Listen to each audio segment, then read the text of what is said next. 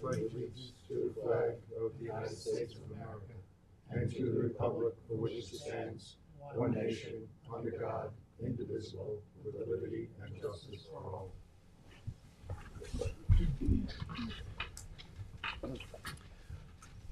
What is your pleasure on the acceptance of the October 9th, 2024 minutes? What? Move to accept. Wait, there's no minutes here. Oh. Okay, Yeah. we can wait. Public hearings, A022054, Paul Basic and Lisa Gallo, and the applicant requests adjournment to November 20th, 2024. Is there anyone in the public like to speak to this application? Motion to adjourn to November 20th, 2024. Was there a second? Jerry. All in favor? Aye. Opposed?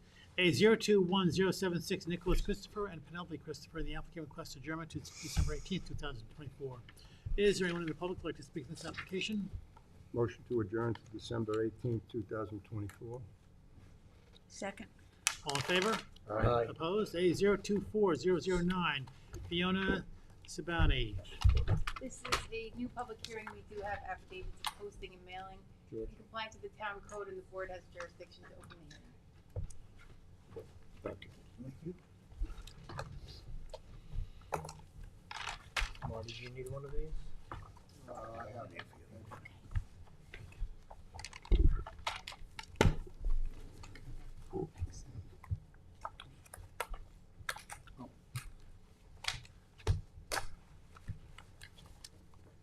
Good evening, Did you get one of Daphne these? Vaughn. Is this on? I have Surfside Environmental Planning for the applicant Fiona Savani. I passed out some photos of the property that also contain historical aerials dating back to 1976 to present.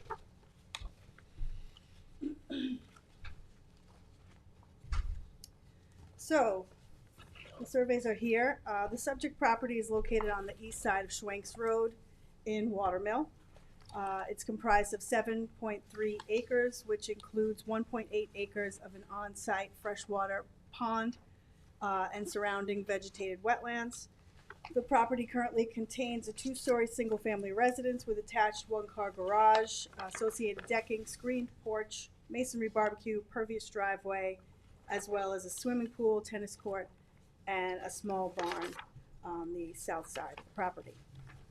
At the present time, the owner wishes to construct a second floor addition over the existing one-story portion of the residence located on the north side.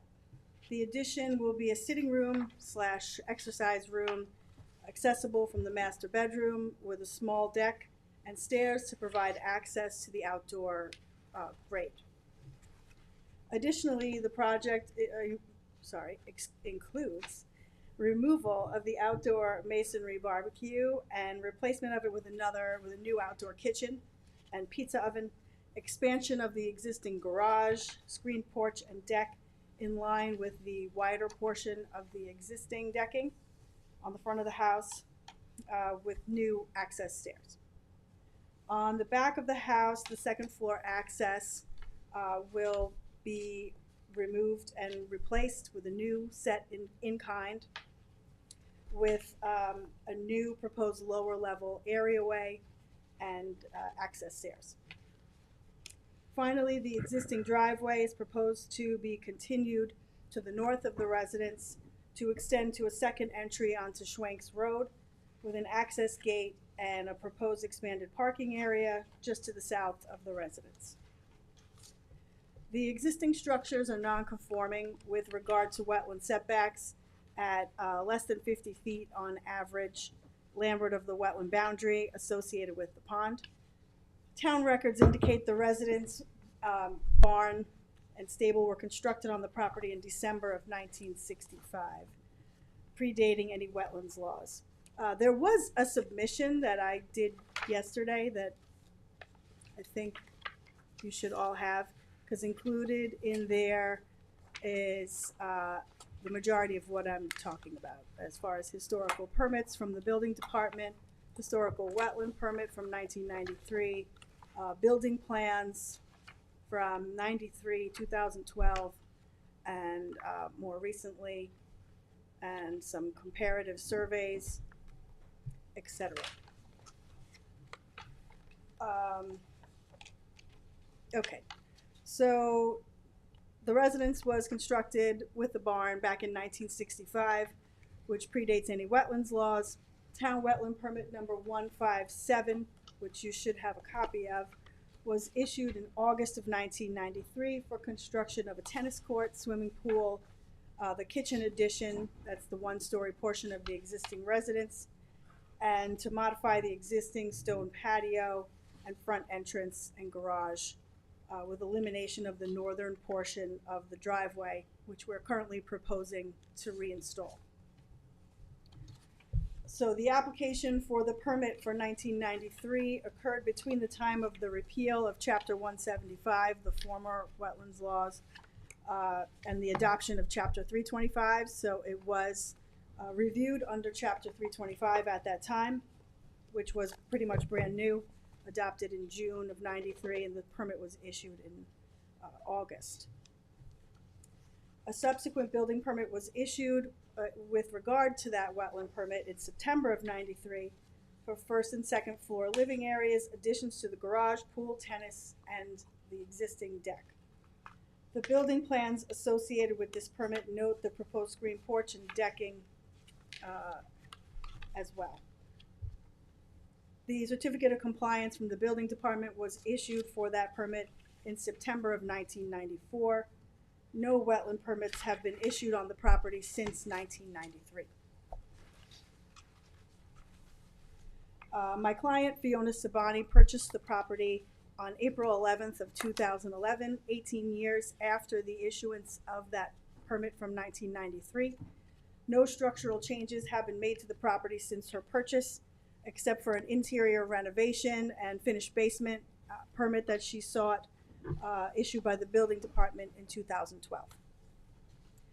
So 31 years since the last approval for the wetlands have gone by, and here we are today asking for these improvements.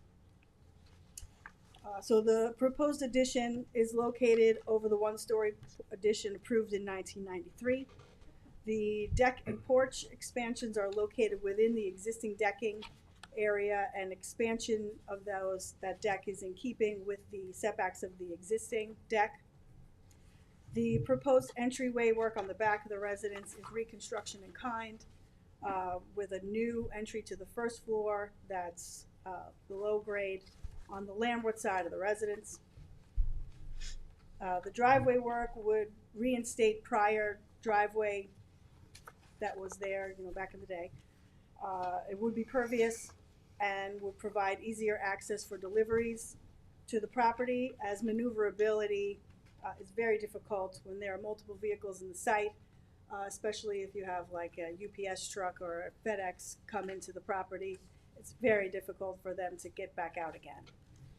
So the circular drive through the property is imperative. In Mr. Shea's report, he requested septic information. We had Squires and Pearson go out to the property to review the system on October 11th. There should be a letter in the packet that I submitted on Monday by the architect certifying the information that was given, that the system is basically a 1,000-gallon septic tank and a cesspool that would accommodate up to 4 bedrooms. So historical floor plans were analyzed, and in the letter that I provided, I go into the breakdown of that.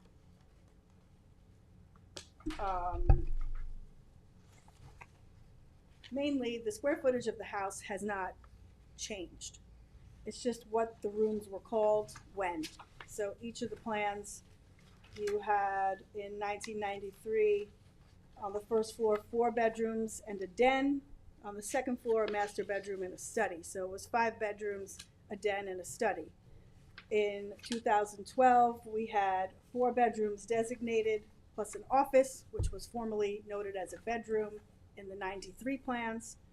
And then on the second floor, a master and a bedroom, which was formerly called a study on the 93 plans. So that was 6 bedrooms and an office. It's 7 rooms. It's a matter of how they are utilized and named throughout time. But in 2012, with her renovation to the house, she actually reduced one of the bedrooms on the first floor to create a hallway and laundry access. So there were 3 bedrooms reduced. So my deduction is that at the time of that renovation, since there was no expansion to the residence and there was actually a reduction in the number of bedrooms, the building department likely did not require any review by the health department for the project. The plans in 1993 show the existing decking and a screen porch, which then follows through to the 2012 plans that show everything as is to date. Ms. Sabani has told me that she has made no structural changes to the property whatsoever since taking ownership in 2011.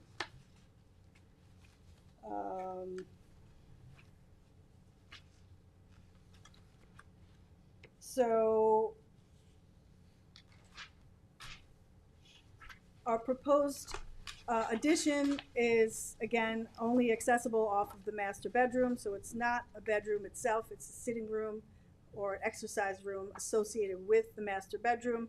The only other access to the room would be from directly outside, from a stairway that would come from grade behind the house up to the addition.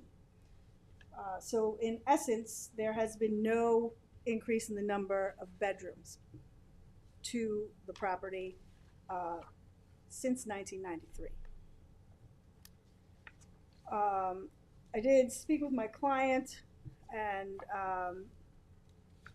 with regard to the project in its entirety, she is amenable to upgrading the sanitary system to lessen the nitrogen on the property, you know, going towards the wetland and the beautiful pond that's there. But she really doesn't want to do that unless we can talk about some changes potentially to the buffer that was sketched out. In theory, according to Chapter 325, if the septic was upgraded, we would technically need to meet 75-foot setbacks with a 50-foot buffer per 325-7B13. The proposed structures are within keeping of the existing and would not have any adverse impact on the wetlands because they're basically in line with what's existing or within the footprint of what is existing. The septic upgrade is technically not required because we're not adding any bedrooms. The DEC reviewed this project back in April and flagged an additional small wetland to the north of the residence, so we had that updated on the survey. The DEC also asked for us to show a 2-to-1 ratio of plantings for all structures proposed within 50 feet of the wetland boundary, which is what this green shaded area is on the survey. The DEC is amenable to issuing a permit to us for the project with those plantings. We just need to provide them with a planting plan. So Mr. Shea's buffer sketch is not up here, but you should have a copy of that in my submission, possibly. Well, actually, you should have a copy of my sketch for a reduced buffer. So in the sketch, the buffer is requested to take in the plantings we're proposing everything on the north side of the driveway, going around the entire east side of the pond. Taking in some of these areas to the south of the pond that are already vegetated, with some minor areas that would require some planting on the south side, and then utilizing the existing vegetation here to the west of the pond. But the area that we would like to discuss reducing, there's a 60-foot buffer from the wetland boundary in this flat lawn area that the client utilizes regularly. Also taking in this area immediately next to the driveway, which, as I mentioned, is already tight. So I did provide a sketch for an alternative buffer that you should have. It has nice colors and polka dots. Should look like this. Yes. So my client is amenable to almost the entire buffer except for this portion right in front of the house adjacent to the pond. So my sketch shows, well, actually I should back up. So the wetland boundary in that immediate area of the pond here, this section, is comprised of tupelo trees, which are wetland indicators. I fully agree that that is the wetland boundary. However, the understory under those trees is lawn to the edge of the pond. So effectively, my sketch is depicting a dotted blue area of wetlands that we're proposing to restore to native wetlands vegetation, low-growing grasses, perennials that would typically grow adjacent to a pond. In addition to that, beyond the Tupelo wetland boundary in that area, we're proposing a varying width buffer between 10 feet and 20 feet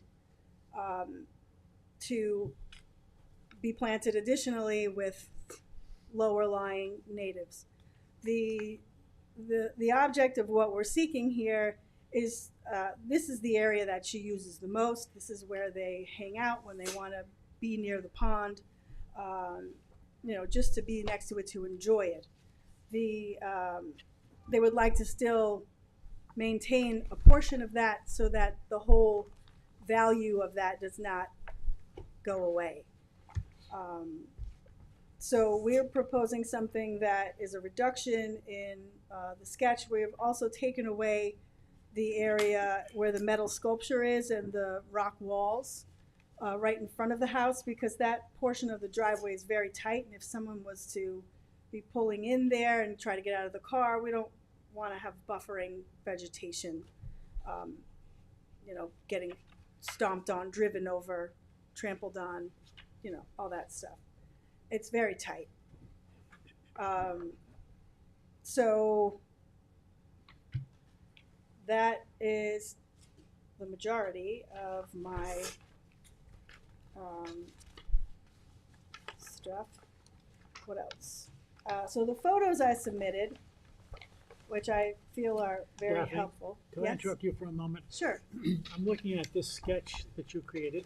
Yes? I'd like you to clarify something. I see, I want to focus on the place where those lawn chairs are overlooking the pond. Yes. And I see something denoted here as pond edge. Yes. And then there's a wood dock. Yes. And then there's, looks like ink pen dots, which denotes, The which wetland. is from in the wetland. Yes. Is that area from the pond edge to the beginning of your proposed buffer, is that currently lawn? Yes. That is all lawn, and you can see that very clearly, as recent as possible, in my photos number 7. Okay, yes, I understand that. I just wanted to get oriented. And then you've created a path that leads to the wood dock, Yes. which currently you don't need because it's lawn anyway. Yes.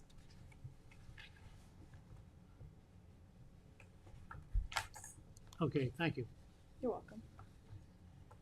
So photo 7 and 8 basically show the areas in question. You can see in photo 7, the large trees there are the tupelos that were delineated as the wetland boundary by Mr. Shea and confirmed by me. Marty flagged it in March 2012, and then I confirmed it in 2020. That's how long I've been working on this project.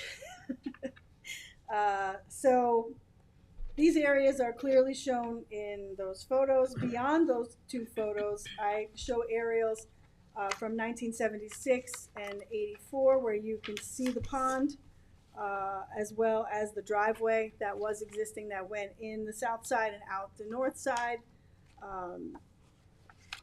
I will say when I compared the survey from 1993 to the current existing conditions survey, that the pond is larger now than it was back then. It's actually wider on this narrower portion than it was back in the 90s, which I found interesting. I will also say, which is also very evident in all of these aerials, that this property to the north and the east is surrounded by a working farm. It's an ag reserve from the Corwin subdivision that was done fairly recently. But this parcel has been actively farmed more than 50 years at this point. So this property actually is taking in likely nitrogen off of the farm field.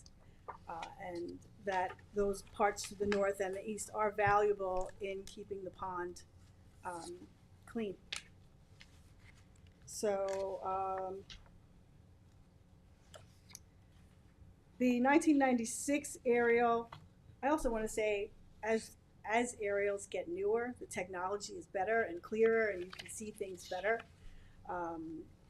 When you look at the 1996 aerial versus the 2001 aerial, it's kind of hard to decipher what is going on with the trees. It looks like it's been cleared, but I think it's very difficult to tell whether or not any clearing has occurred.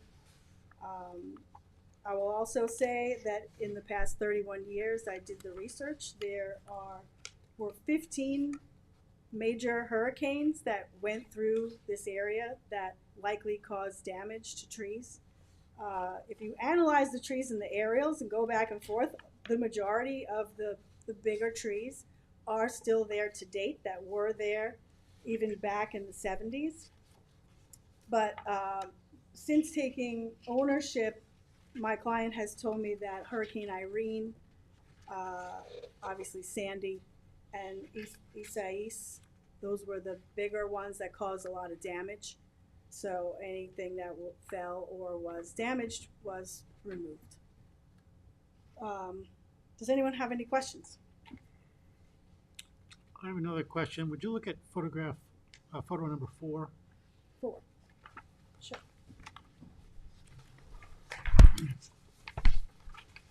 Yes. This is the landward side of the house. the landward side of the house. Yes, Okay. so that stairway is going to be removed and replaced. You can see it's Okay. kind of in disrepair. Could you tell me what that ground cover is? It actually is on, as you step down from the staircase, it's on both sides. I think it's Pachysandra. Okay. Either that or it's ivy. Like a vinca. Any other questions?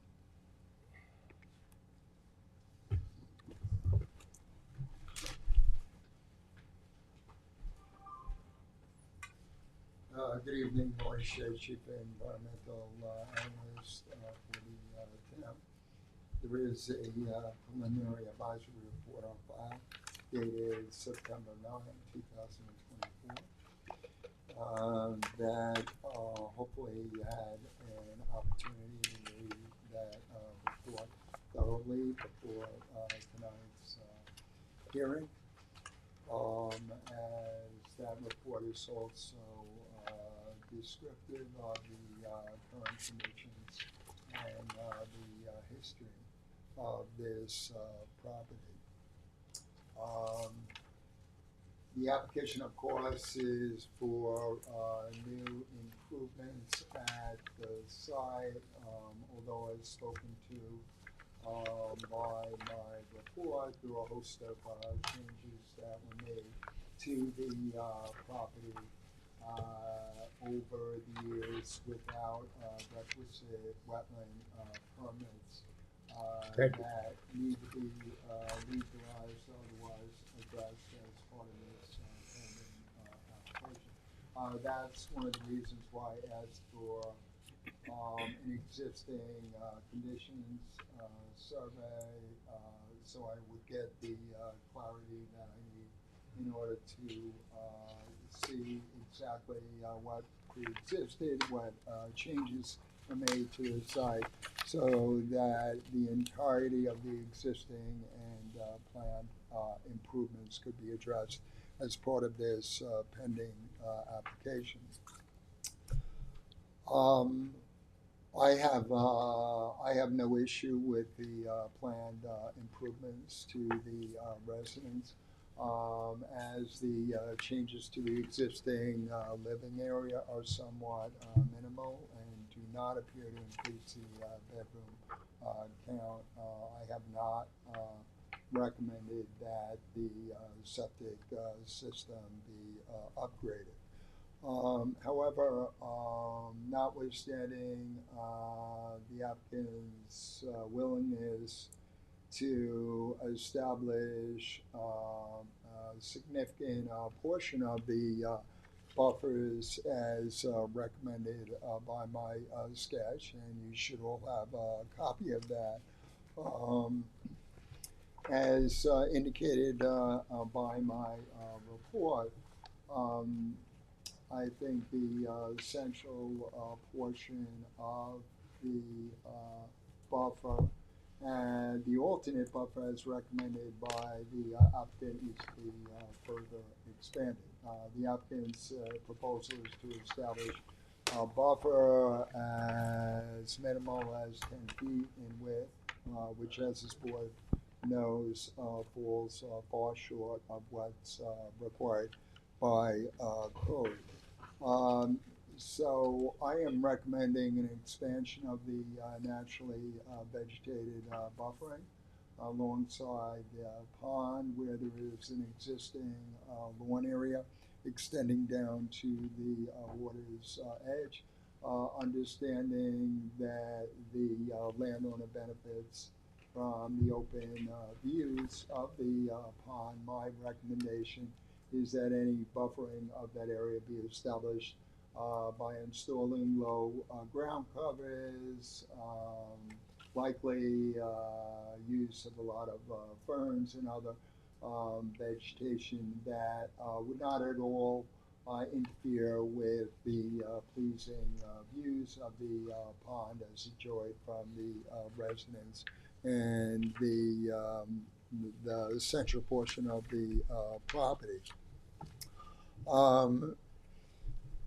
Due to the home's pre-existing non-conforming location close to the pond, there is of course an inability to provide the required wetland construction and buffer setbacks for developed property, which are 100 feet for building and 75 feet for naturally vegetated buffering.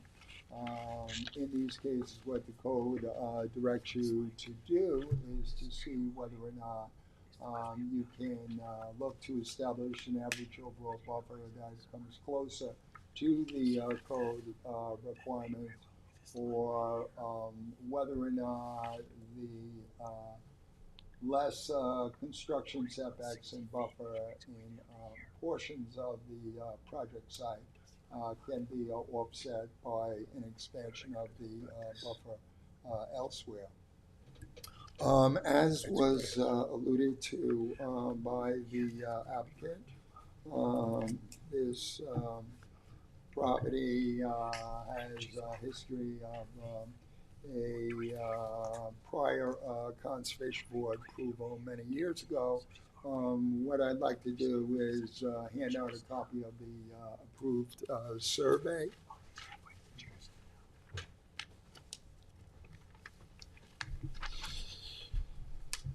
And one of the things that you'll see on that survey is the surveyed extent of natural vegetation on, I guess it's the west side of the pond, that central lawn area alongside the pond is considerably greater than what exists today.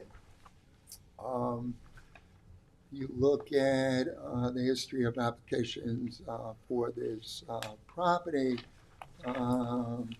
you'll also find a letter of non-jurisdiction that I had issued to the current landowner back in 2012, indicating that the proposed interior renovations to the residence did not need a wetlands permit because, in my view, they constituted customary repair and maintenance of the existing structure.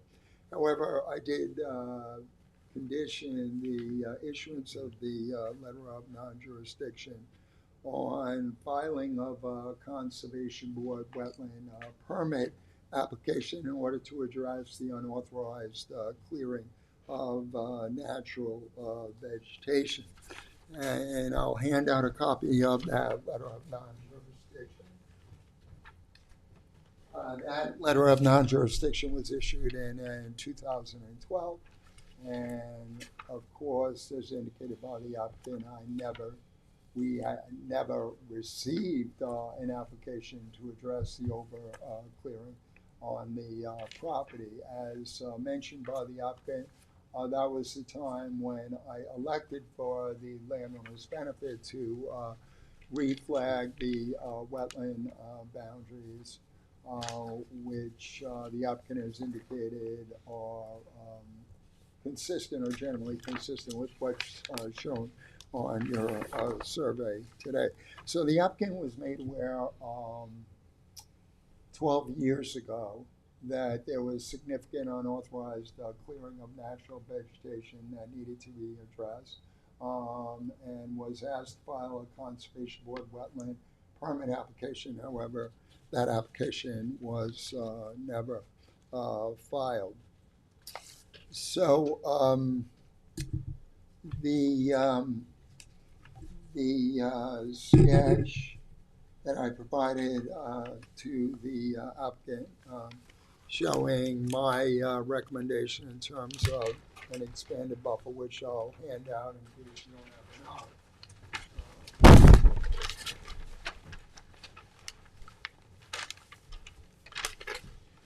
It's, as indicated, landowner has agreed to much of that with the exception of the area,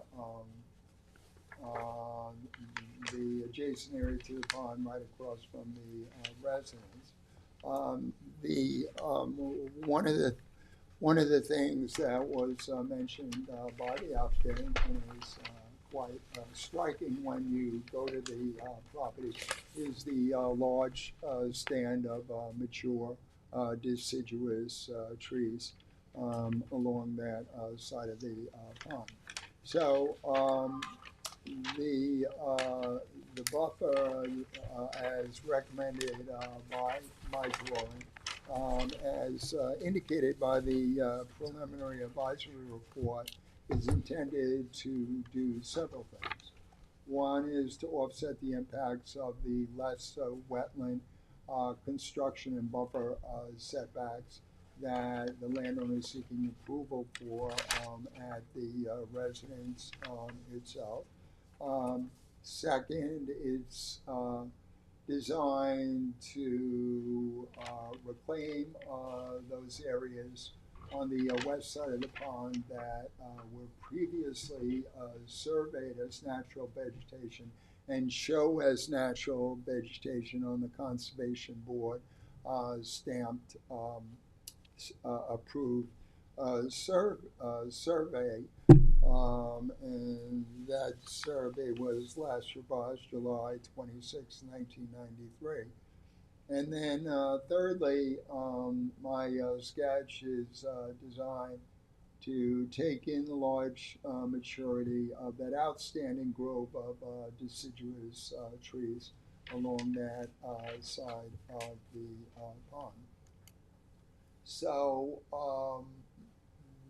while there was no immediate ability to overlay the pre-existing survey natural vegetation edge on my sketch because of the different scales of the older and current surveys of the property. If you look at the contours, the landward boundary of my recommended buffer in that area is generally consistent with where the natural vegetation edge was on the prior Conservation Board stamped approved plan. It broadens a little bit to take in that impressive tight growth of large trees to ensure that those trees are protected.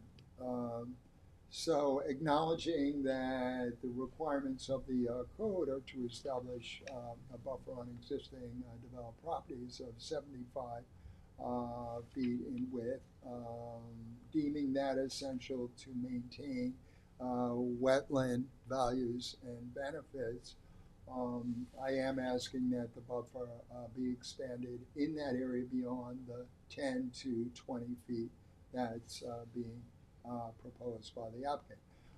You can see that in many areas my buffer is quite minimal, goes down to 30 feet south of that.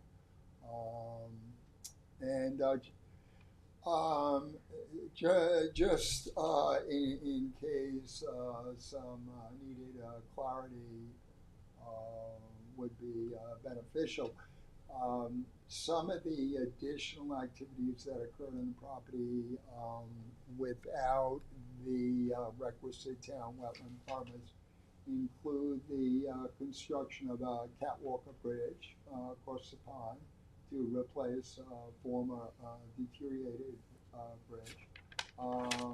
Include the so-called tree house and deck on the opposite side of the pond, which the applicant has mentioned apparently has some history as a duck blind, but it's unclear as to what its current use is.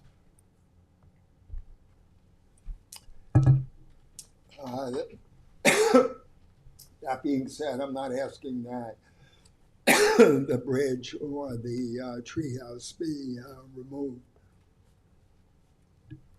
I'm just asking that that the buffering be expanded. Thank you.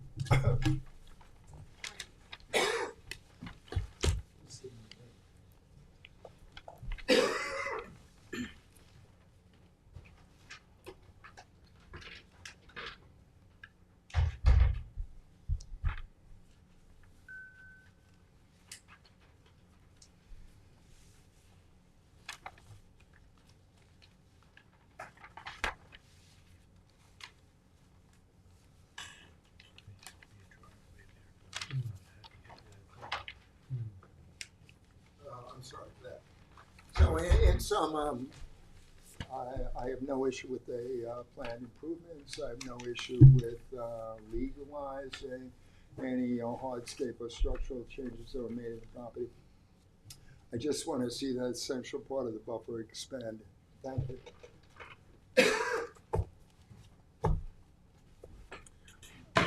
One, Marty, I just have one question on this.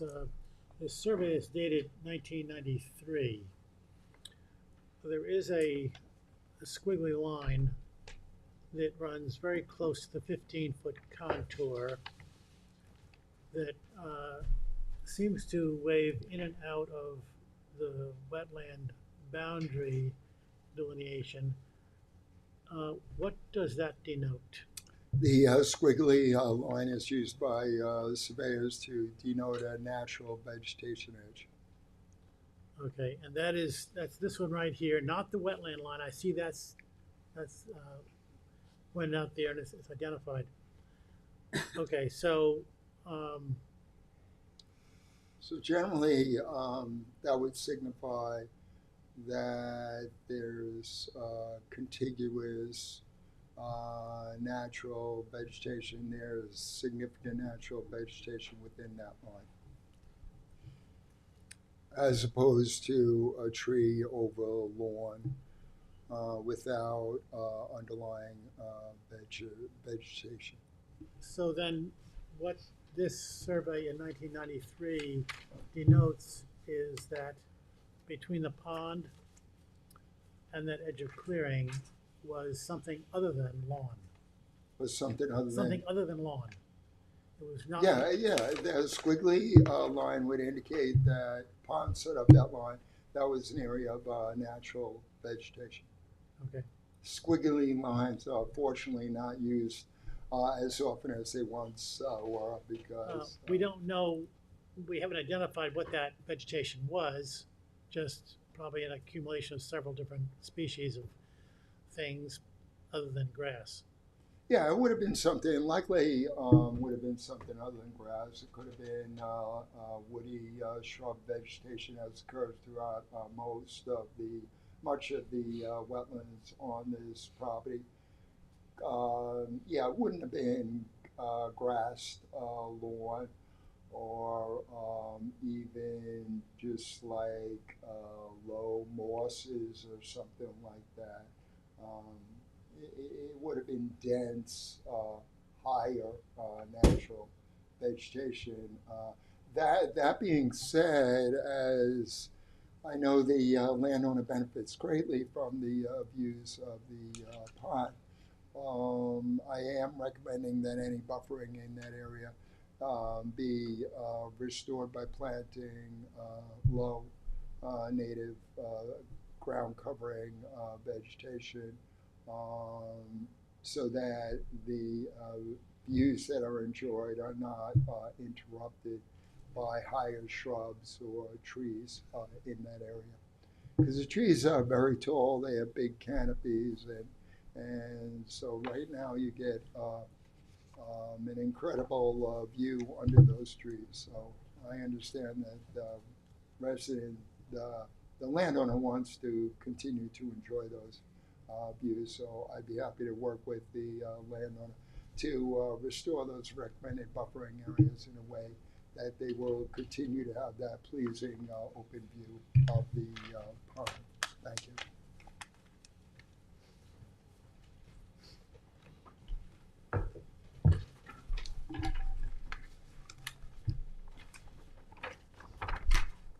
So when I look at the 1993 survey, I see something a little different. As I mentioned earlier, I believe that the pond has grown a fair amount since that time. If you look at it, it's very narrow down towards the bottom on the 1993 survey, where here it's significantly wider. I would say at least double the width that it was previously, if not more. The contours on my recent survey are 14 and 16, so 15 is effectively somewhere in between that. But when you look at the 15-foot contour coming off of the barn, it's coming off of about this point here, and then goes straight up, and the vegetation is actually inset to that, where the vegetation that's existing today is actually greater than the 93 survey by that measure, over here and over here. Over here, where we're talking about doing a reduction in the buffer is iffy. And that's where I go back to the aerials and say, I don't know, the 96 aerial to me is, I see trees, I see lawn. If you look at the 1984 aerial, ironically, to me that looks like the whole pond was pretty cleared on this whole area. And somehow between 84 and 96, more vegetation seemed to come in.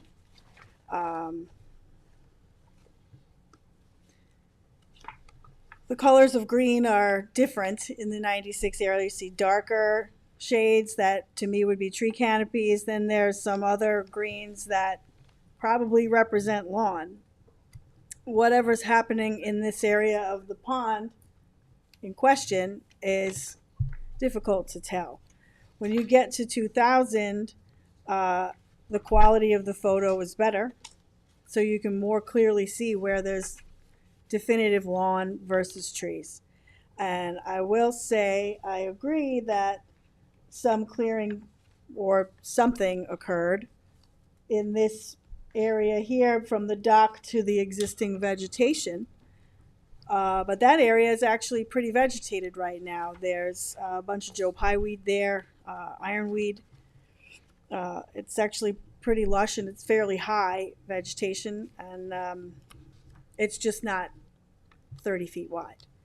So, you know, yes, planting low vegetation is something my client would definitely be amenable to, but she wants to have some portion of this to be able to enjoy the pond at a closer setback than 60 feet. That just seems too large, especially when all of the rest of this would be covenanted. To me, the most important areas are here off of the farm field. This is a slope coming right off of the farm field. It goes from 28 feet down to 12 adjacent to the pond. So that's a pretty steep slope where all the trees and understory vegetation are buffering the pond from nitrogen output from farm fields. That all wraps around on the northern side. It's all wooded vegetation. There's really no clearing here except for where the driveway is proposed and whatever would not be driveway we're proposing to revegetate. 5,000 square feet in addition to these areas that I sketched. So what's the difference from Anthony, between? Go ahead. Just comment on your assessment of the pond. Yep. It's very difficult to tell just what the pond has done in the last 20 or 30 years. And I suggest there may be one factor. Of course, the survey doesn't want to hear this, but it may very well be that the farther part of the pond has not been identified so much in the 1993 survey. If we look at the contours, and identify contours have changed since 1993. And if we look at the contours, the 15-foot contour runs just about very close to where the natural vegetation is, and it is just a little bit landward for the most part of the wetland line, which probably indicates the tree line. And if we look at the survey that you marked up, the survey, Marty's buffer line runs close to the 16-foot contour, and your proposed line goes down below the 14 to, I would assume that's the 12-foot, although I haven't seen a marking on that to indicate that. So what I see is the shape of the pond looks very similar on the house side, but on the far side it looks different. And if you look at the aerial from 1996, there's a little bit of an island there, and it's I would think it'd be very difficult for a surveyor to actually figure out where the edge of the pond is without wading through that stuff, and I don't think that's the first thing that a surveyor wants to do when he wakes up in the morning and goes to this property to wade through all that muck when it's all protected anyway and probably doesn't make a whole lot of difference. So I think the main issue we've got is where should that buffer be in that area that's you've marked up? I would argue about the contours that in 1993, topography would have been NGVD 1929 versus today's is NAVD 1988. So there is usually a slight discrepancy in the numbers. Nonetheless, I mean, I'd have to have the surveyor do some serious work to figure out what's former, what's now, you know, it's semantics, if you ask me, because the wetland boundary, no one is arguing. It's a matter of maintaining a portion of this low-lying area.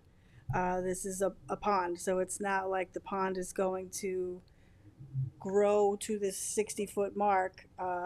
Obviously, it's going to seed and reseed, I guess those are the words, with stormwater. This pond is providing value to the farm field again. The development that is proposed on the house, I will say, is opposite of that area we're talking about. So there's nothing really happening here except for an increase in one parking space that's going to be gravel that would be approvable regardless. It's at 73 feet where 75 is required for a driveway. So all of the work we're proposing is north of this wall where we're talking about this buffer.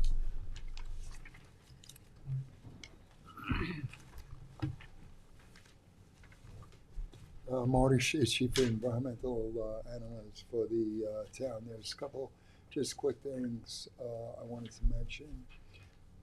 Notwithstanding the different scales of the old survey and the present survey, I will offer that I spent an incredible amount of time on my sketch because what I needed to do is I needed to use all available surveys and aerial imagery in order to scale things off and to define a buffer line that was intended, again, not only to take in the areas of pre-existing survey natural vegetation that were apparently cleared, but also to broaden a bit, to take in the majority of that outstanding grove of deciduous trees pondside. Again, as mentioned earlier, the other thing that was factored in is what Chapter 325 directs you to do is where an applicant is seeking approval of significantly less construction and buffer setbacks, albeit that the residence pre-existing non-conforming. The code directs you to offset those impacts by providing mitigation elsewhere on the property or off-site. So that's another reason why I brought in the buffer in the area. And the third reason is some of the other improvements that were made at the property, such as the construction of the treehouse, which actually appears to be a livable cottage. It was a little bit unclear as to what that use is. That needs to be legalized. Also, the southerly cottage, as noted in my report, was expanded without wetland permits. So I'm also factoring in that there are a host of other things that occurred at the property, either in wetlands or at very proximate wetland setbacks that I'm looking to legalize. So mitigation is needed in order to offset the impacts of those structures. So The last thing I wanted to mention is one of the other design options that could be looked at is, while typically we restrict any pedestrian access in a buffer to a maximum 4-foot wide pathway down to the pond or the waterfront, we could potentially entertain creating some small open grassy sitting areas, so there would still be an opportunity for the landowner to go close to the pond, to have an area where there's chairs, lawn chairs and such, where they could sit and enjoy the view of the pond. So, certainly willing to be a little bit flexible in terms of how the buffer revegetation plan is designed, because one of my end goals is not only to do what I feel is needed in order to comply with the code and protect the on-site wetlands, but do it in a way that works out well for the landowner, where in the end, notwithstanding the required covenanted buffer, the landowner will be pleased with the outcome of this process, and will still be able to enjoy the property. Buffers, as alluded to, they don't have to be wild, chaotic areas, especially on an estate property like this, where the aesthetics is so important. They could be a native landscape that looks a lot more formal and maintain, where there is an ability to manage any invasives that come in, so that you're creating a certain aesthetic that works well with the residents. And so that the landowner, notwithstanding the ability of the buffer to function well as wildlife habitat and as an area for cleansing and filtering any contaminants, to the landowner, it's just going to look like an incredible landscape that they can enjoy. So I'm always willing to be very flexible as far as coming up with a planting scheme that works well for the setting of the property and doesn't take away from the landowner the enjoyment that they presently have. So like I said, that could include, and we've done this on occasion, you walk down the pathway to the pond, and then you have kind of maybe an oval sitting grassed area where the grass might be maintained there, but you're adjacent to and surrounded by ferns and wildflowers and other vegetation. So I'm happy to be quite flexible in the buffer planting scheme. Thank you.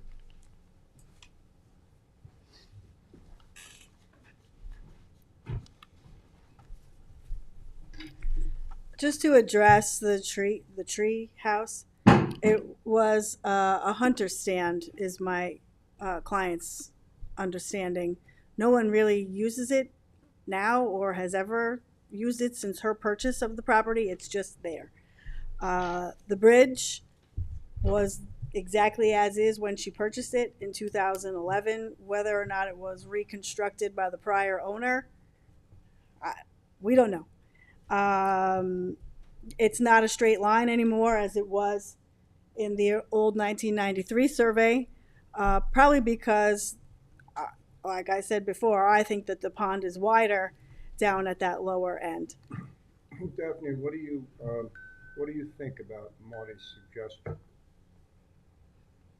Maybe you could focus in a little bit on that. Sure.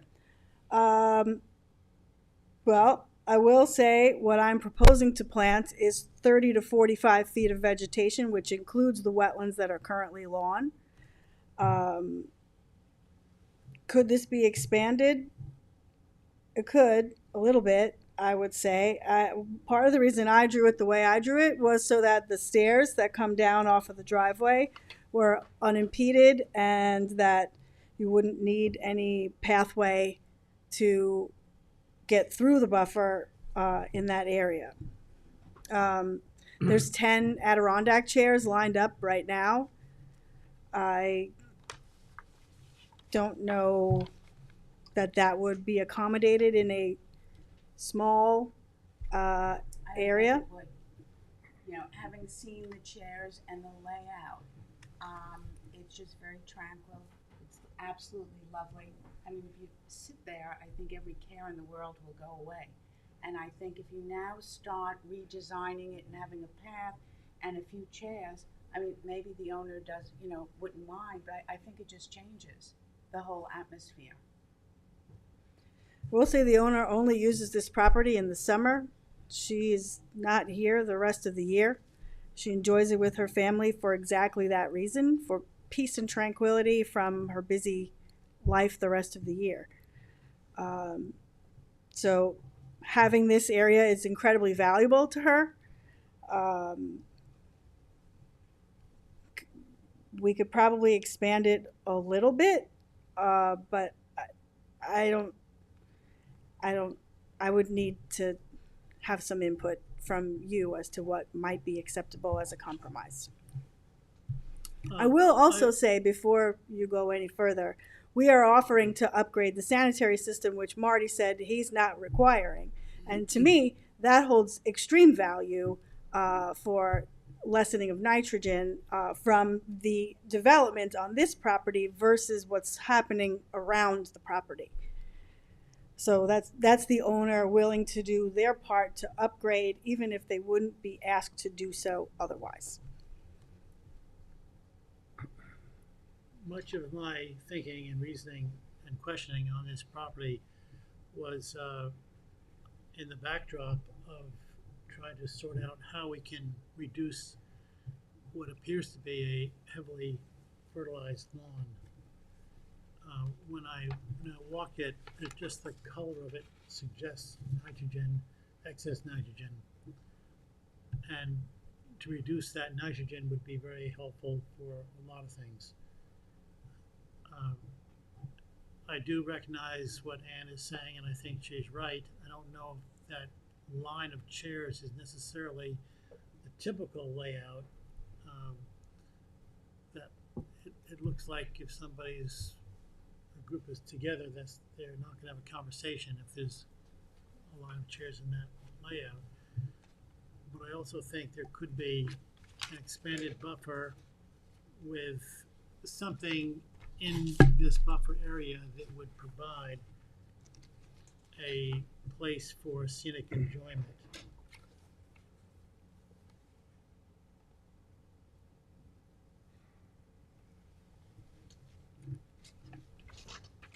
Show it on the sketch somewhere. Well,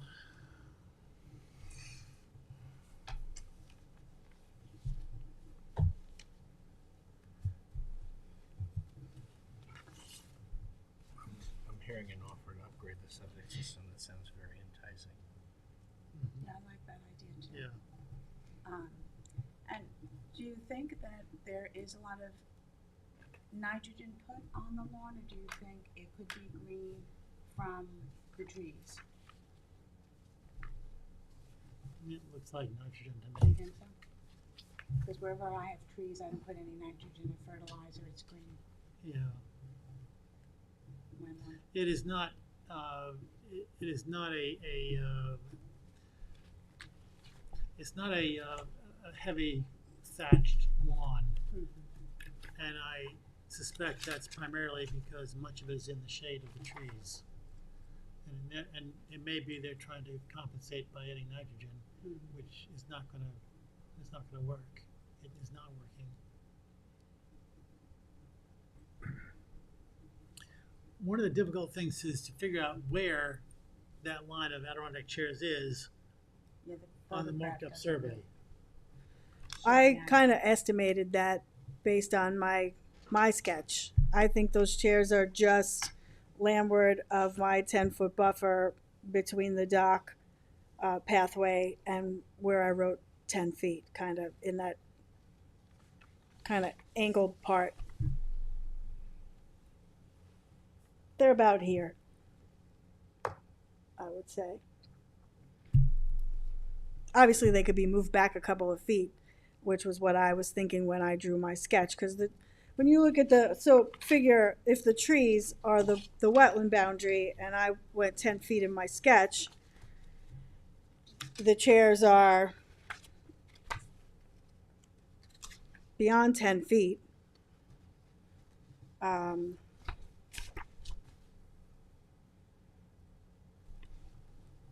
But I don't know exactly how far.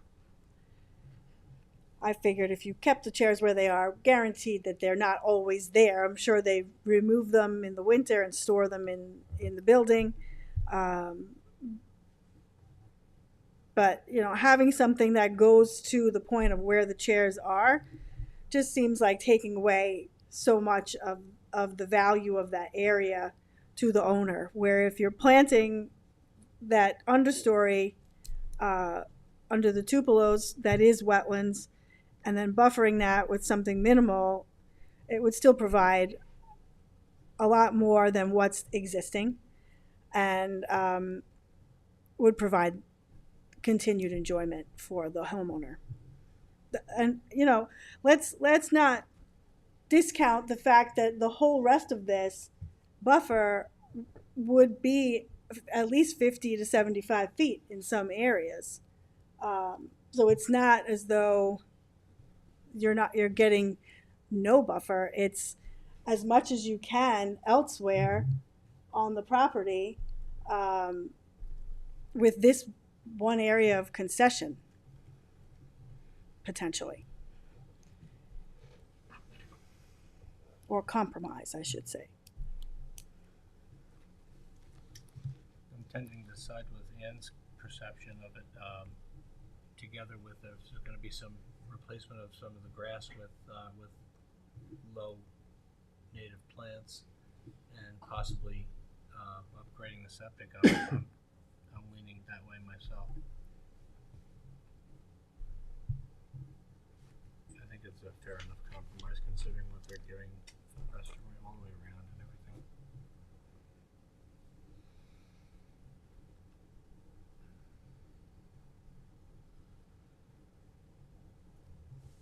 That's just me.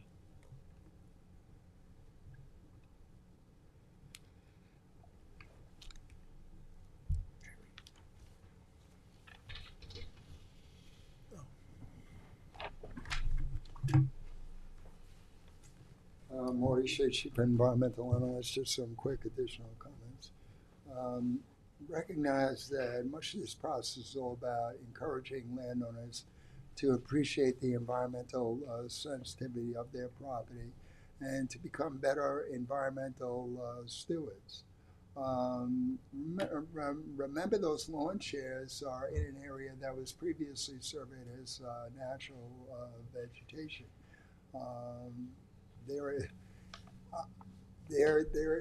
is no right, as per Chapter 325, to continue to use an area for Adirondack chairs that you've established in a pre-existing naturally vegetated area that somehow needs to be restored and addressed as part of an application. If no improvements were planned at this property, they would have, notwithstanding my notice to the landowner 12 years ago that there was overclearing that occurred at this property, they likely would have continued to maintain that lawn area and that lawn chair area. I have never seen a case where this board has granted the extent of buffer relief that the applicant is seeking here, especially when you have a naturally vegetated area and surface waters. Perhaps the board only asks for a 10-foot buffer on a few bulkheaded properties because of the structural constraints. But this is a naturalized area. This is an area of great value to wildlife. The buffer is not only about lessening the amount of nitrogen that's going to get into the wetland and lessening the amount of herbicides that are toxic that would enter the pond and be toxic to aquatic life. It's also about reclaiming and restoring wildlife habitat for wetland dependent birds. Having trees shadowing grass, yeah, provides some benefit to birds, but not the kind of benefits that are provided when you restore those areas to natural vegetation. The current plan just doesn't, notwithstanding the beauty of this property, the current plan just doesn't meet the standards for permit issuance. It's not consistent with the intent of Chapter 325, and I would be very concerned and troubled if the board sought to only require a buffer as minimal as 10 feet on property such as this. I would be very concerned about possible precedents that are set in terms of future applications. This is all about when people are proposing additional improvements in this area, it's all about appreciating what you have and giving back to the environment. This landowner is extremely blessed. Anyone that would visit this property would say, wow, this property looks like heaven. So certainly the landowner can work with us to be a better environmental steward and give something back to the environment by reestablishing previously cleared areas of natural vegetation to better protect that wetland ecosystem. Thank you.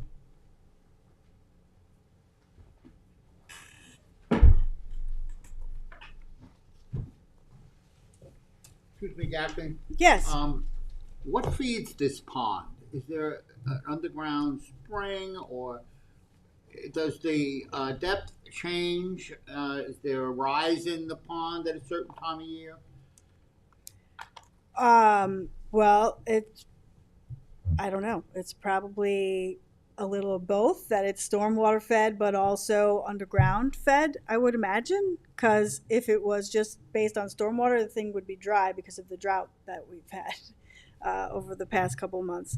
I do have pictures of this from 4 years ago that it was totally full of algae and not even water that was visible.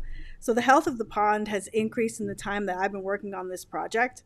I would say my client is a great steward to this property because she has kept it exactly as she found it 12, 13 years ago. That she has not done any clearing or structural changes. All she wanted was a finished basement and to lessen the number of bedrooms in her house to make it useful to her. I look at this differently than Marty does and see it as an extremely special place that should have some area that is allowed to be maintained, that is in keeping with the property, how it's used. And I don't think what we're asking for is egregious, especially in exchange for an upgraded septic system, which is the focus of this board on basically every application. And that's a huge expense, plus the expense of all of the other plantings that we are proposing.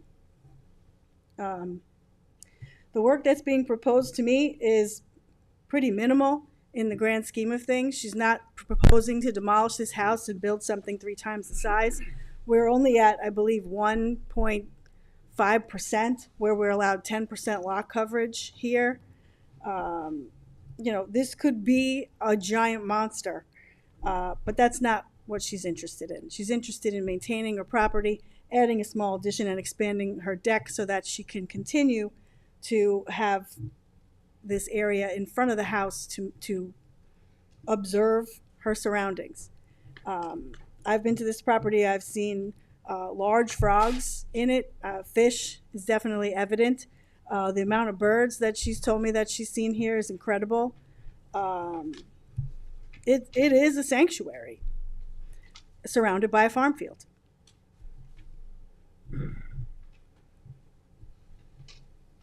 You know, Marty does make a point about only a 10-foot buffer, but this is only a 10-foot buffer in the center part,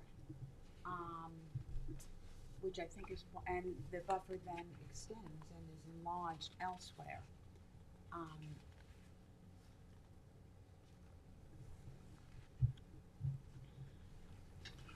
I want to throw out an idea. Okay, It needs some detail to shore it up. I'm looking at your sketch, okay, and your sketch is comprised of two buffers. One is Marty's and one is yours. Yours is in red, Marty's is in black. mm-hmm,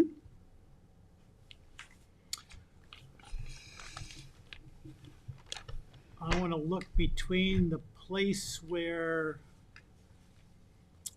as you come off the steps towards the pond from the house, from the house, okay, and you've reduced it to 10 feet near that staircase. yes, Then if you continue over to the right, you'll see where Marty wrote 30 feet. yes, Okay, make a note there at that change in angle, 30 feet, which is approximately at the 14-foot contour. Yep. And then now make a note of another place on the other side, coming off the bridge. There's an edge of clearing line, mm-hmm, which is where your red line follows. yes, Until that edge of clearing meets the 14-foot contour. And if you take those 2 points and follow the 14-foot contour, that would expand the buffer somewhere near where it used to be. The edge of clearing used to be, the native vegetation used to be back in the 1993 survey. mm-hmm, Now, so that would be the buffer, but then we're gonna do something else. We're gonna notch out that buffer to make an allowance for some Adirondack chairs or the equivalent. okay, Some method for enjoying that property a little bit closer to the water. My thinking is that that area of buffer is going to be low-lying plants. It's going to be things like Marty said. It's going to be like ferns. It's going to be something that's going to stick up a foot. Probably not as much as 2 feet. Sufficient to look over. sure, So it's just like move those chairs back, and I hesitate to say how much because I don't know how much. They're Right. not overlaid on here to know. But if you move those chairs back, say 10 feet, perhaps, I don't know, it's not going to change the view, except that instead of looking at grass, you're going to look at native vegetation, but it won't be anywhere near high enough to block the view to the water. so effectively, you're saying, basically my arc here would, In spite of that 10-foot being a very low number that Marty is talking about, I can see some wisdom in keeping it in that particular place because of the natural contour and the staircase and needing to have access to that grassed area. But it's only for a short period where it's 10 feet. And I think we can tolerate that because we're going to have an expanded area there, and that would greatly reduce the amount of nitrogen putting on that soil, on that land near the pond. Coupled with a IA system, it's going to make this property better than what it is now.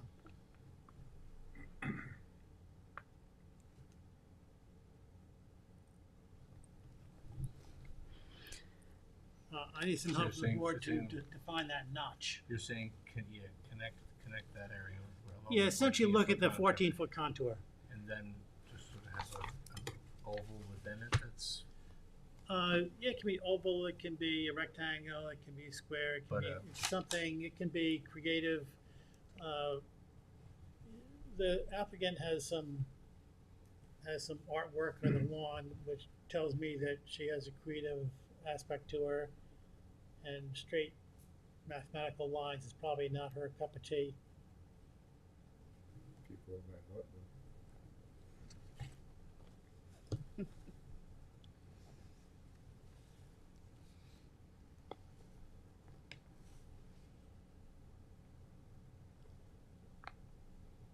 I do agree with Marty and with Ann and I think the rest of the board too, that there should be allowance to enjoy this property.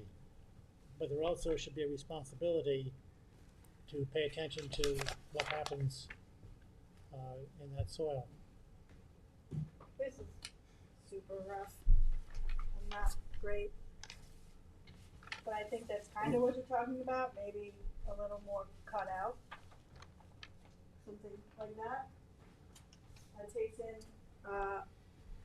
some of that contour, but leaves them some space. Yeah, that's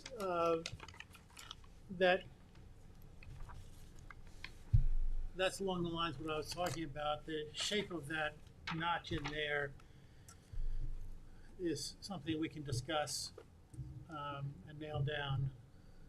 We should, before we leave tonight, we should make it more clear so there's not a misinterpretation later in the process. So, So this is the expanded part here. this part, the back Yeah, end is gonna be. so this would be here, and then this would be the new line, instead of down here, it'd be up here. Right, and does that still give the view that from, Yeah, those chairs now are right along here, I believe. This is the wetland line, that's the tree line. The trees are probably right along here. I mean, the chairs are probably right along here. But that would give more space that's not fertilized. Now, I wasn't thinking this kind of a thing, but more of a rectangular, but this suffices too. yeah, I agree with you that I don't think the owner wants something that's rectangular and, yeah. And you can see it with all the paths around, you know, that it's all curves and natural. Yeah, and this pathway to the dock can go right through here too. Yeah. So there's a walkway and access. Yeah, yeah, my only thing is this too much that it will take away from the view of the pond? I don't think it will, because they're gonna be low, you know, it's grass now. Right. If you let that grass grow, so it's not Oh, mowed at yeah. all, it would be not much, wouldn't be Right. much different than that. If it's acceptable to them, that would be good. Did you see that, Jerry? Sure. No. So here, this is what Daphne is proposing, this Did you is the see? 10 Right. foot. Keep I the didn't see 10 that. feet here, but Started here and went that expand way it and over showed here, more. this black Following line. this contour. Yeah, following that contour, and Okay. then have that as the extended Yeah, buffer. that's good. Okay. Now, you know, You wanna see are they that? gonna be, no. Okay. I'm just wondering. You guys can see that. Yeah, they are doing the idea, Definitely, and it's not. I agree with required. Marty It's that technically putting ferns would That's why. I would went be to really Rome. nice. It's stunning. Would be And low this doesn't and still, really show you know, It'd do be it very do what it pretty. needs to the way do. the Yeah. chairs were. It'll be a It was change in just to look, but it's still be here. pretty. No, I You agree. don't need, Pilates or yoga or anything. You've achieved it, 5 minutes sitting there looking at it. Yeah, right. You're asking for my feedback. What I want you to do is see it so that, Marty Shea, Chief Environmental Analyst. I need greater clarity. I have no idea as to what you're proposing here. And if you're proposing a significant lessening of the buffer that I'm recommending, I don't support it. I don't think it's consistent with the intent of the code. When I indicated that I would work with the landowner to create some open sitting areas, that was conditioned upon providing a much broader buffer, generally consistent with my recommendation. I don't even know what I'm really looking at, but this is not my call, it's the board's call, so I don't know what else I can offer. I can't understand this sketch.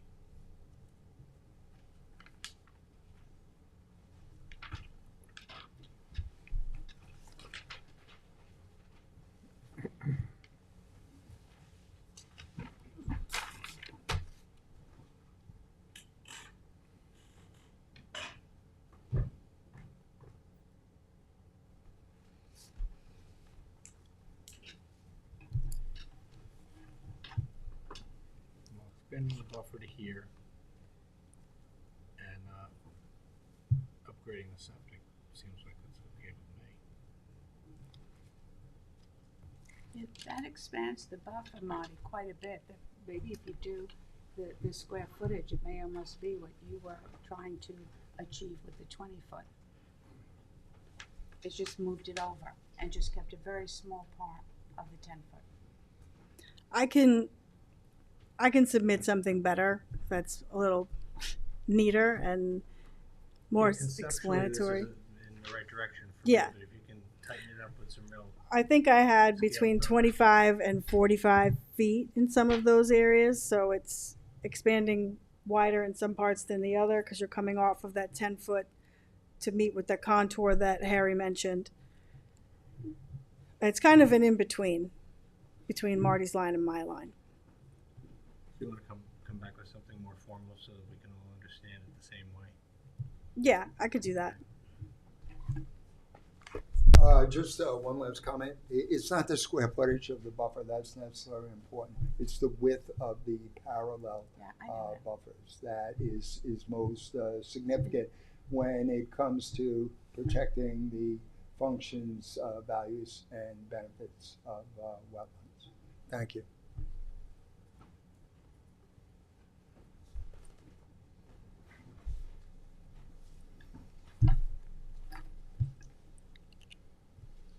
So you can replicate this while leaving this copy with us in the file, or you want to That's take my- this you want to take this It's my back? good copy. Okay. Maybe we can make a copy for the file and I'll Just take so that it's- one. It doesn't come back. Yeah, totally yeah. different No, than I this next agree. time.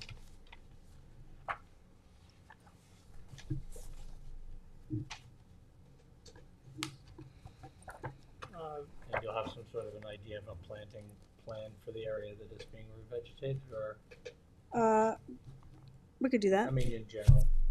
Yeah, I As- mean, as specific so- as you can get. So I will say the plan that I have for this area up here along the driveway that's currently also open lawn with not really any purpose is to do shrub understory, basically all shrubs. And then maybe some lower stuff here because it's along the driveway, maybe some lower shrubs, I don't know. That I have to think about. But I agree with Marty about the ferns, maybe some irises or something that would be pretty and Low. attractive and low. Low. So yeah, I can clean up the sketch. Maybe Karina can make a copy of this for the file.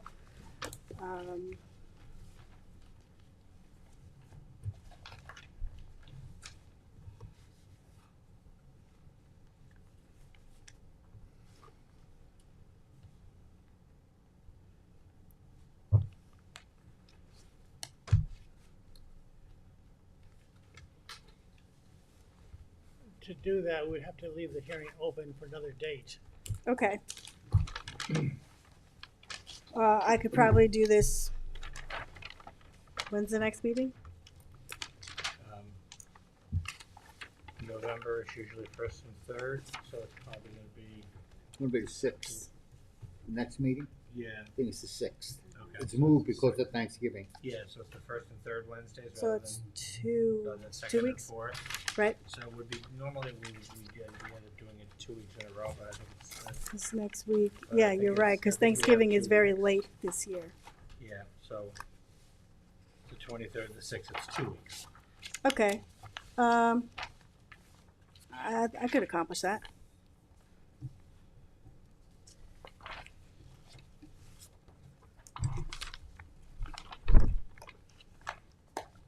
And we only have one hearing on, it's been adjourned, it's gonna be adjourned.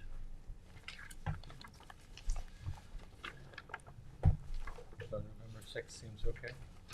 I could do that.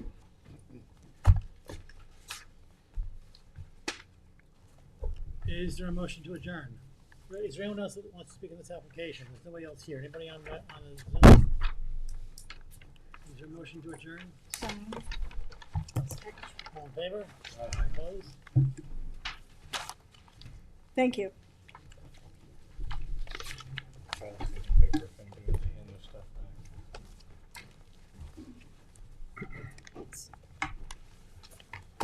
Advisory reports for the planning board, Alexander Vreeland subdivision.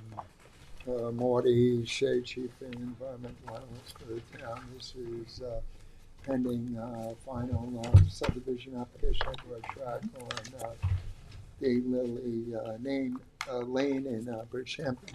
There are 3 recommended comments.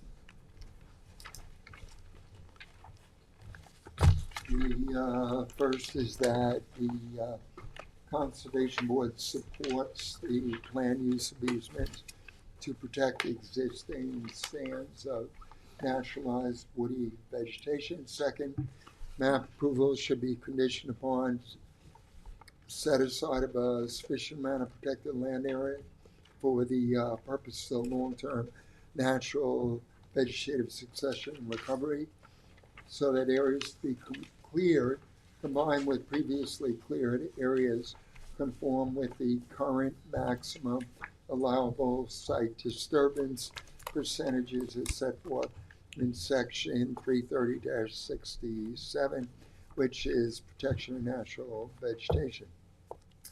And thirdly, such map change would enhance protection for the underground soil source aquifer and restore wildlife habitat by resulting in a net increase in natural vegetation within the aquifer protection overlay district in the long term.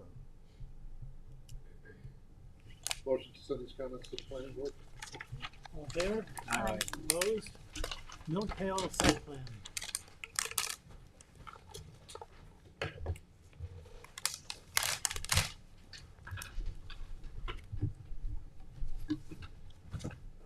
Say pending site plan application for a agricultural piece of land on the north side of Montauk Highway in the hamlet of Watermill. There are 3 supportive comments. The first indicates that the Conservation Board supports the renovation of the existing 1-story building in order to provide for additional square footage of agricultural labor housing, as the proposed improvements would enhance protection for the adjacent town regulated freshwater wetlands by replacing the existing outdated sanitary system with a nitrogen reducing IAOWTS. Second, stormwater runoff impacts would be averted by the planned use of temporary silt barriers, as well as by installation of subsurface dry wells to service both the workforce housing and proposed driveway. Paved surfaces would also be minimized. And lastly, the planned avoidance of existing natural vegetation is likewise endorsed, as disturbance to wildlife habitat would be avoided. Is there a grammar error in that last sentence? Planned avoidance of disturbing, perhaps? Yeah, I'm gonna correct the language there. So.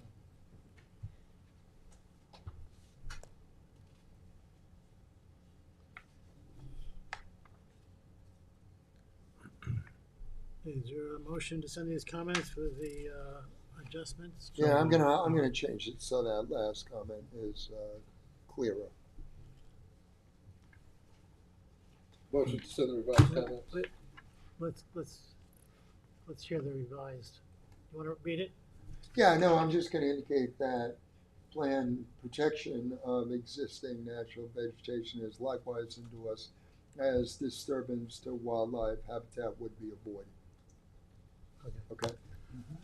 And we have a motion. Second. All in favor? Aye. Opposed? NRP Holding subdivision.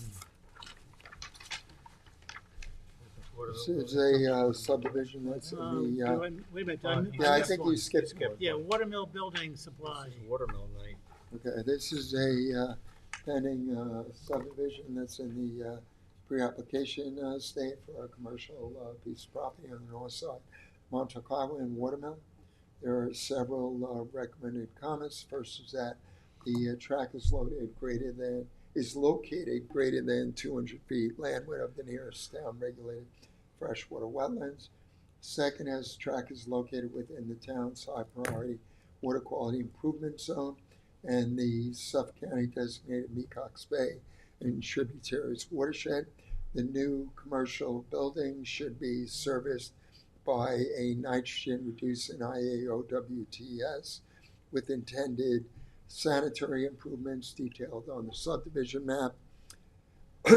Thirdly, landscape plans and any modified street tree planting specifications need to be forwarded for review and comment. And lastly, the new commercial building should be equipped with solar panels, and that's in order to reduce energy demand. Motion to send these comments to the planning board. Second. All in favor? Aye. Opposed? NRP Holdings subdivision.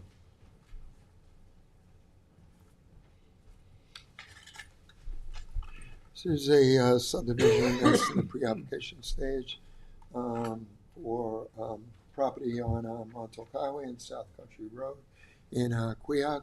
There are several recommended comments. The first advises the planning board that there are no town-regulated freshwater wetlands within 200 feet of the track.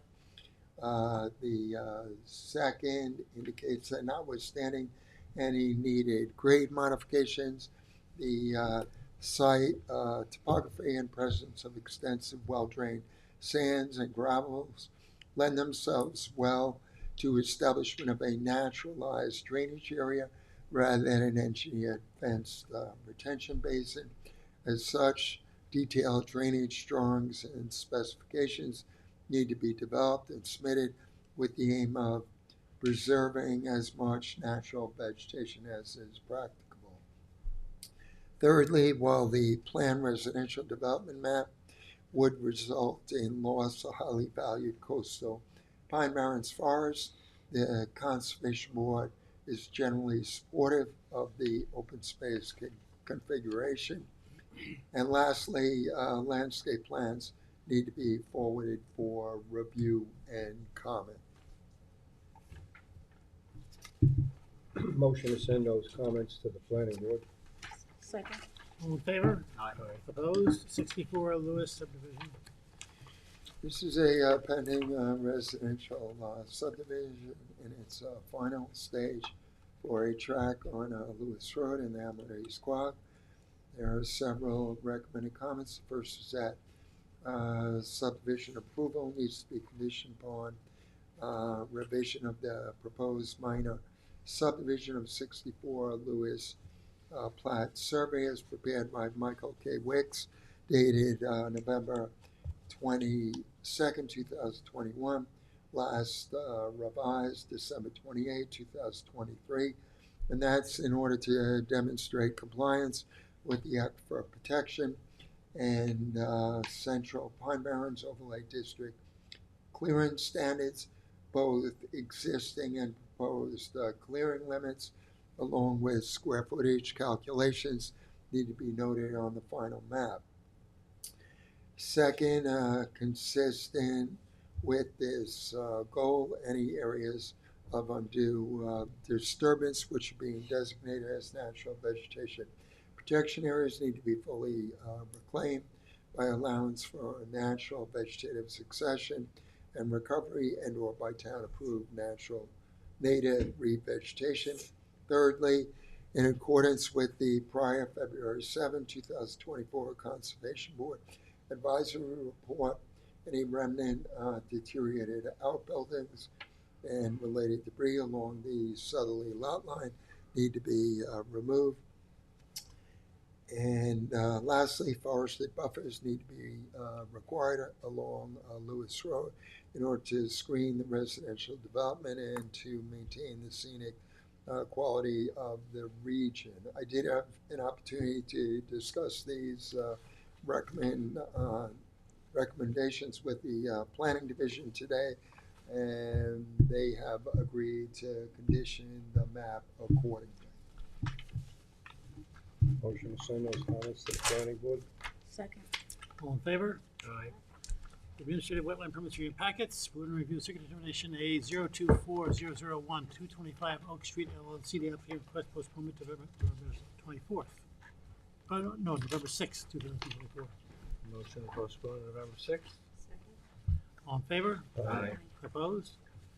A 024029, George Vickers and Deborah Vickers.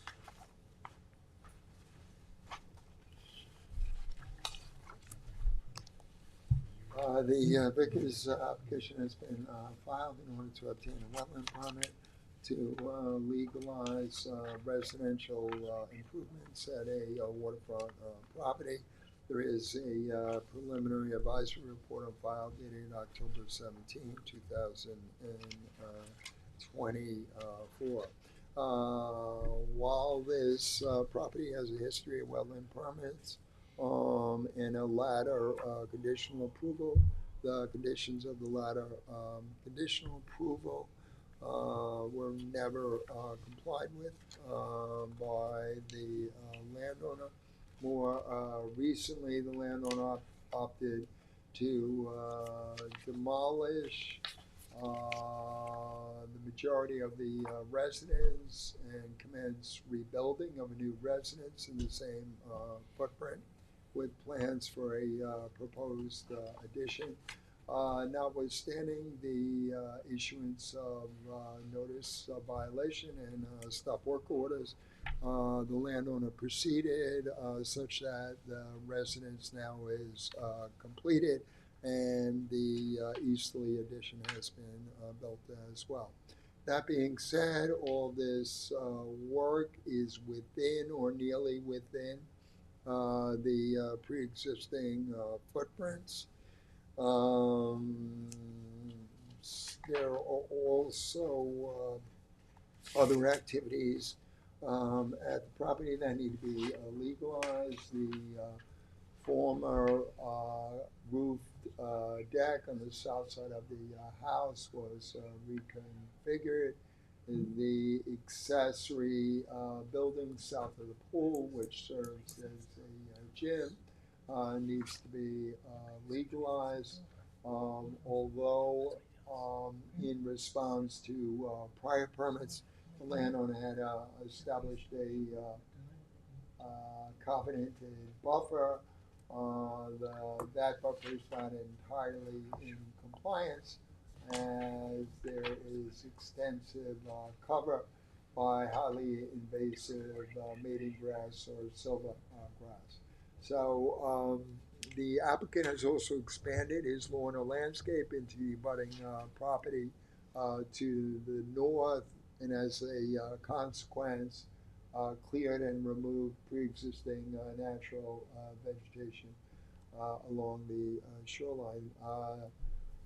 There are other utility improvements and fence lines that need to be addressed. The Stone Drive was also expanded without a wetland permit.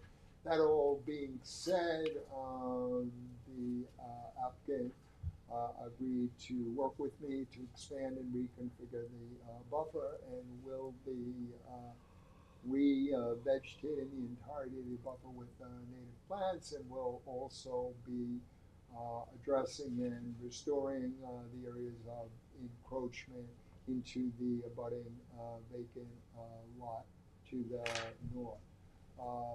So notwithstanding that the majority of the work needs to be legalized and the rebuilding of the house was done without wetland or building permits, we do have sufficient information to make a determination on this application. Accordingly, the public hearing requirement can be waived. I don't particularly believe that the revegetation will take place unless we force it to be done before issuing the permit. Unless we force it to be done now. If he's gonna revegetate some of these areas, but he's promising to revegetate those areas, and we're gonna issue the permit tonight. It's on the agenda to actually issue the conditional approval tonight. I think we should have him do that before we issue any kind of permit. Well, he has to come forward with a revised revegetation plan. So let him do that. We'll render a decision after he does that. There's a lot at stake here, and he has done a lot without any permission. I don't have any faith that he's going to come through with any of it. Okay. Personally, I remember him from years ago. I know this is his MO. So, you know, of course, it's the Sorry. board's call whether or not to act on the conditional approval if it's the preference of the board.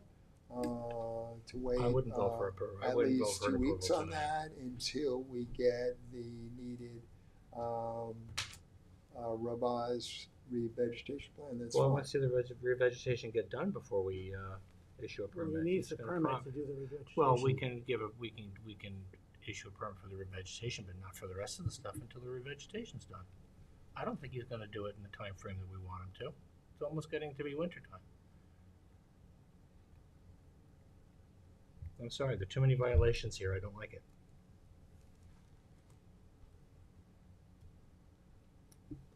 Wonder, do they have an The IA applicant saying? did, FYI, his line of work is he's a builder, so he knows the procedure.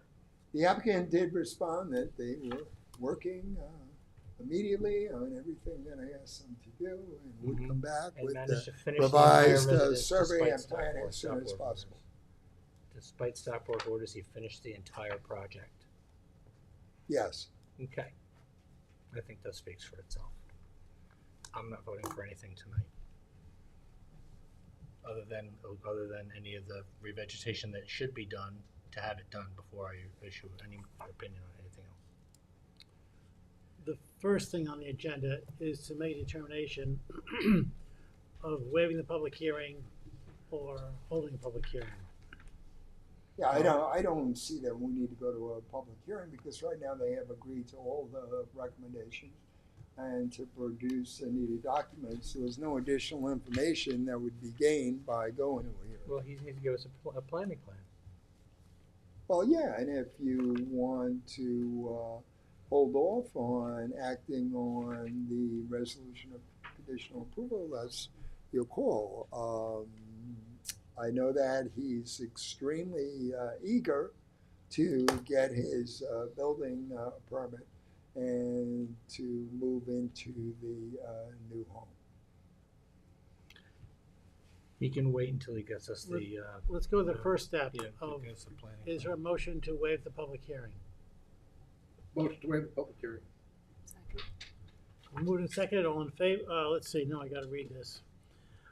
Resolved that the Town Conservation Board hereby waives the public hearing requirement pursuant to chapter 325, section 325-80 of the Town Code. All in favor? Aye. Opposed? No. No. It's carried with 2 negatives. And A024 Bernice Leventhal and Sarah Thompson, this is postponed to November 6, 2024. You're not We taking don't, any action. we don't even take any action on that. Resolution conditional approval, A024008, 31 Morrison Residence LLC. Any discussion? Move to issue. Second. Resolved that a conditional wetland permit approval granted to 31 Morrison Residence LLC for the proposed project upon the terms and conditions set forth therein. All in favor? Aye. Opposed? And the next on the agenda is A024029, George Vickers and Deborah Vickers. Any discussion? Can I just say something? This has become a habit of us now issuing the permits the same night that we actually have the secret determination. It was never that way before. There's no It reason happened, why I we think, should rush last it now. meeting. Pardon me? It happened recently once, Mhm. and that was the first time I ever came upon that. The conditional approvals being done on the same night as the secret has been for a couple of months now, and it's become very regular. Okay. And I don't see why it should be that rushed. I don't think we should have this on the agenda the same night as the secret. We need time to look and see how the permits are actually written up. We're not even gonna see that. 'Cause we've got information we're waiting on. We're waiting on the planting plan. I mean, everybody else can do what they want. I'm not voting for it.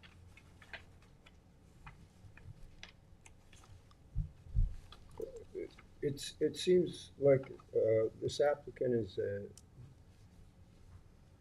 a violator. Is that true? I mean, has he been consistent with doing things without permits? 3 of us have been on the board since he started this Maurice, project. Chief Environmental He's a Analyst of builder the town. too. He's a builder. Personally, I wouldn't use those words. it was issued a notice of violation of stop work order, and that's the extent of what I can say. I'm to sorry, that. what'd you say? You wouldn't use what word? I wouldn't, I don't use those words. He doesn't to want to describe editorialize. people. I'm just accounting as to what occurred here. Well, there was a notice of violation, so Yeah, that there was makes a him notice of violation. So and that a makes stop him a work order. violator, no? I prefer not to use those words. Well, you get my drift. Can you relate to what I'm asking? Has this person been I understand your frustrations and concerns, yes, I do.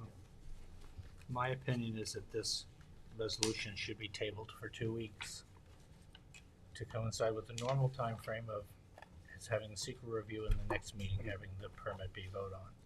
I think we do want to be careful about choosing the reasons for our actions.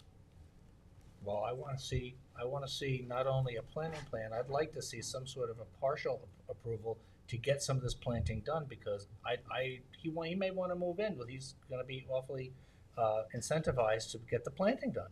This is a conditional approval too, this isn't the actual permit yet, right?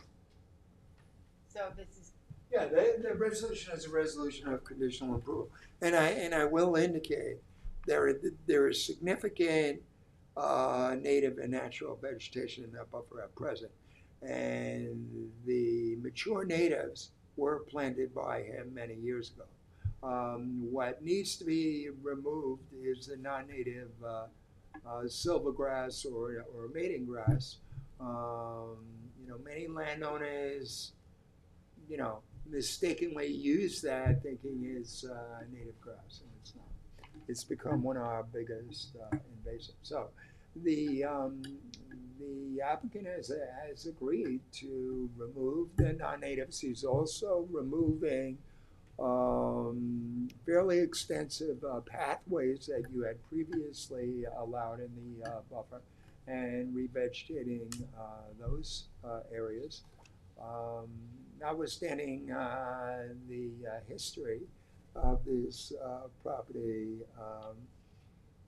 I do expect that the applicant will comply.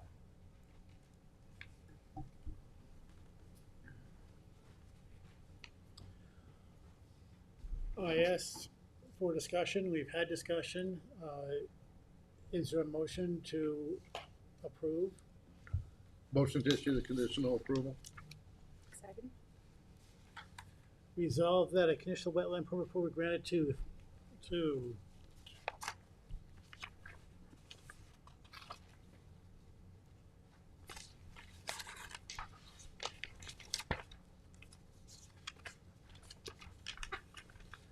George Vickers and Deborah Vickers for the proposed project and the terms and conditions set forth therein. All in favor? Aye. Opposed? No. No. No? We have 4 noes, and that has failed. Now, where does that put us? Can it be brought up again? it can, do you wanna put it on do you wanna do another vote and put it on for the next meeting? What is your pleasure? Okay. What I could do if it's beneficial to the board is I can advise the applicant tomorrow that absolutely needs to get that native revegetation plan in within the next 2 weeks in order for the board to reconsider a resolution of conditional approval. If it doesn't get it in, it's going to be bounced to the meeting after that. Any way of getting an IA system in there? It's right there on that creek. Notwithstanding the benefits to the IA, I recognize that the entirety of this property is bulkheaded. And residence itself and the septic system are at a considerable distance back from that bulkhead. Take a shot. You're consistent. And I would also offer that notwithstanding the rebuilding of the residence, it did not appear to me that the bedroom count had changed. Do we need to take any action to bring it up at the next meeting, or will that just happen? So we're not sure if there are more or fewer bedrooms or the same number of bedrooms? Yeah, I believe it's the same. Previously, if my recollection is right, the board had required sanitary upgrade, and that was previously done. Obviously, it's a conventional system today. Have them give us interior plans so we can count the number of bedrooms. Make sure it's the same as what we had from the previous Is project. is that within our jurisdiction? What? Is the house within our jurisdiction? It's Well, related, it's- related to the septic system size. See, when the applications were made before, the board, it was the board's policy to extend their wetland permitting jurisdiction further landward of the bulkhead than they do today. So there is the issue of non-compliance with the prior conditional approvals. There are some activities on the property that are clearly within 50 feet of the bulkhead. But the residents, and let me just be 100% on this.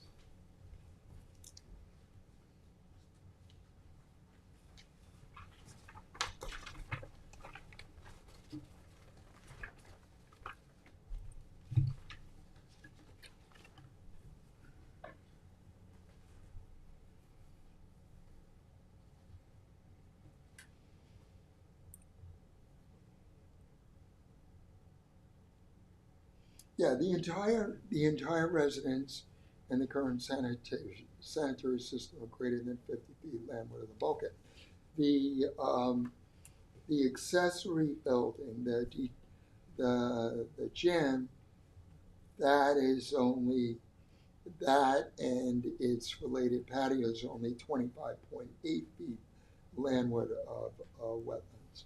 So, there's a stone landscape wall 40 feet from wetlands. So, but nonetheless, the covenanted buffer runs with the property. So at the very least, they would have to bring that into compliance unless they came before this board and got an amended buffer approved. However, in this case, they're reconfiguring the buffer, but they're actually expanding the buffer beyond what the board had previously required. So recognizing that the policy of the board in the case of bulkheaded properties differs from when the prior approvals were granted,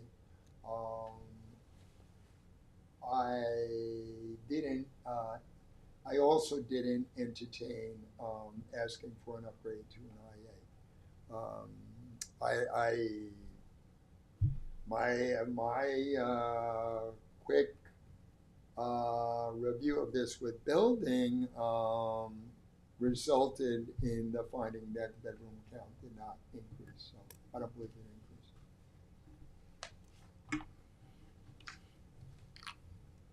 increased. So the buffering is nonetheless, notwithstanding any change in the policy of the board regarding bulkheaded properties, the buffering is still essential in order to mitigate the impacts of those activities that need to be legalized within 50 feet of the bulkhead.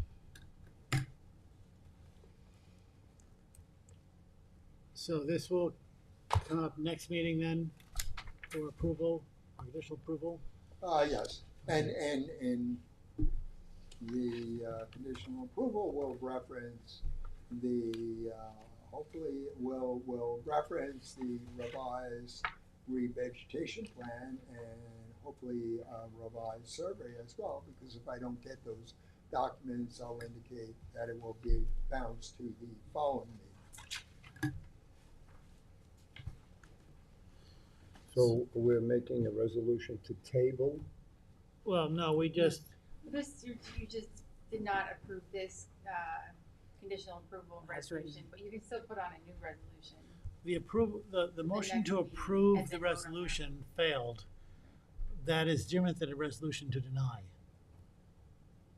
Right, but, we're moving this to the next meeting. Yes. Do we need to motion anything for that? You're putting a new resolution on for the next meeting. You already That's voted, correct. we already voted on this one. Right. So we can go on to the next. And the new resolution, I assume, would say, something planting plans. Yeah, has exactly. Different language in the. Exactly, otherwise I won't be ready to Right. write the new resolution. I understand where the board stands on this. All right, Resolution issue modification CB 23056, Michael Sonnenfeld.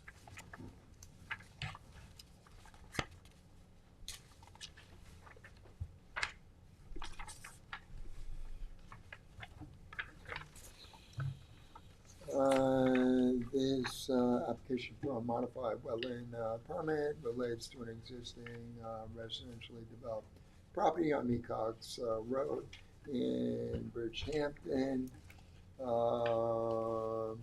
The modification application was filed in large part because the applicant decided to scale back some of the construction that had previously been approved. You'll see in the body of the resolution, it speaks to the former approved plans that have since been abandoned in favor of a scaled back plan related to the deck and the I-trade patios.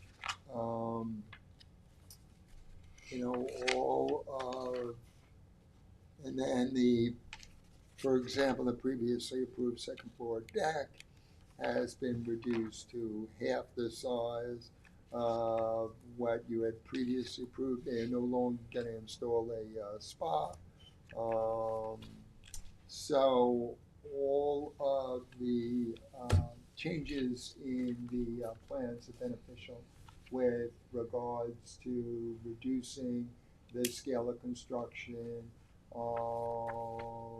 and bettering protection for the on-site wetlands. There has been no change in the site conditions since the wetland permit was issued. There's really nothing about this permit modification application that would result in new or additional significant adverse wetland impacts. As such, this is a resolution to conditionally approve the requested modifications so that we can follow through by issuing a modified wetland permit. The applicant is still amenable to the mitigation that the board imposed as part of the original permit. motion to issue the modification. Second. Resolved that a wetlands permit modification be issued to Michael Sonnenfeld for the proposed project with the terms and conditions set forth therein. All in favor? Aye. Opposed? Resolution to withdraw wetland permit application A024027, Town of Southampton. Is there a motion to withdraw without prejudice? So moved. Second. Resolved that the Town Conservation Board hereby accepts withdrawal without prejudice of wetland permit application number A024027. All in favor? Aye. Opposed?